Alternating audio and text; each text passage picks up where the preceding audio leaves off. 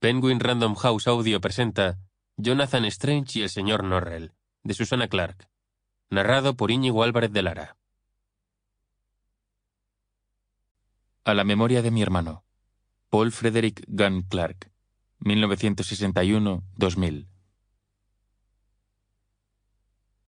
Libro 1. El señor Norrell.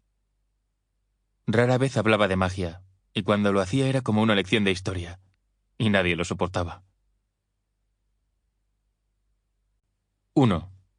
La biblioteca de Hearthview. Otoño de 1806, enero de 1807.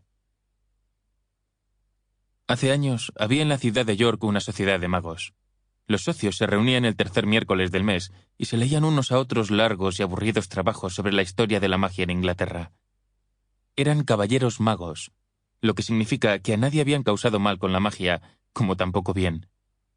A decir verdad, ninguno de ellos había obrado hechizo alguno, hecho temblar una hoja de un árbol, inducido a una mota de polvo a modificar su trayectoria, ni movido un cabello de la cabeza de alguien. Pero, con esta pequeña reserva, tenían fama de ser los hombres más sabios y los caballeros más mágicos de Yorkshire. Un mago eminente dijo de su profesión que sus practicantes han de estrujarse el cerebro para adquirir hasta el conocimiento más insignificante y muestran siempre una natural inclinación a la polémica. Y hacía años que los magos de York habían demostrado la exactitud del aserto.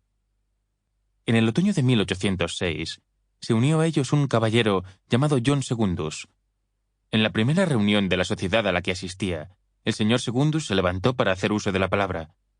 Empezó su discurso felicitando a los reunidos por su relevante historial y enumeró los muchos y prestigiosos magos e historiadores que, en uno u otro momento, habían pertenecido a la sociedad de York.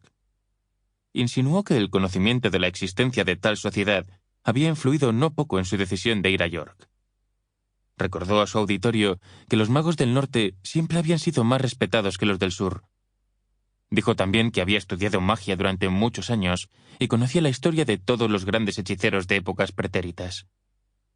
Él leía las nuevas publicaciones sobre el tema e incluso había colaborado, modestamente, en algunas de ellas, pero había empezado a preguntarse por qué los grandes prodigios de la magia cuyos relatos leía solo existían en las páginas de los libros y ya no se los veía en la calle ni aparecían en los periódicos.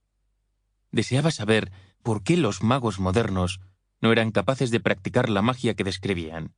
Ansiaba saber, en suma, por qué ya no se hacía magia en Inglaterra. Era la pregunta más simple del mundo. Era la pregunta que, antes o después, todos los niños del reino plantean a su institutriz, a su preceptor o a sus padres. No obstante, a los doctos miembros de la sociedad de York no les gustó oírla, y no les gustó por esta razón, porque tampoco ellos tenían respuesta.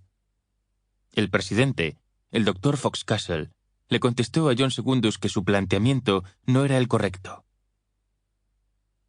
Su pregunta presupone que los magos tenemos una especie de obligación de practicar magia, lo cual es una insensatez. No creo que a usted se le ocurra sugerir que sea tarea de los botánicos la creación de flores nuevas, ni que los astrónomos tengan que modificar la posición de los astros en el espacio.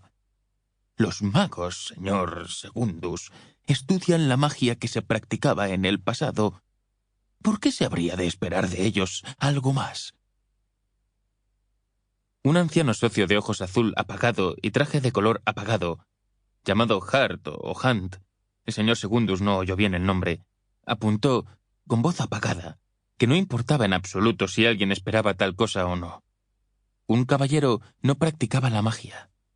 La magia era lo que simulaban los embaucadores callejeros para birlar unas monedas a los niños. La magia, en su sentido práctico, estaba muy desprestigiada. Tenía connotaciones negativas. Se la asociaba con caras mugrientas, gitanos y ladrones. Habitaba en sórdidos cuartuchos de sucias cortinas amarillas. Ah, no. Un caballero no la practicaba. Un caballero podía estudiar la historia de la magia, nada más noble, pero no hacer magia. El anciano caballero miró al señor Segundus con ojos apagados y paternales y le dijo que confiaba en que no hubiera tratado de realizar sortilegios. Segundus se ruborizó. Pero la máxima de aquel famoso mago era cierta. Dos magos, en este caso Sample complete. Ready to continue?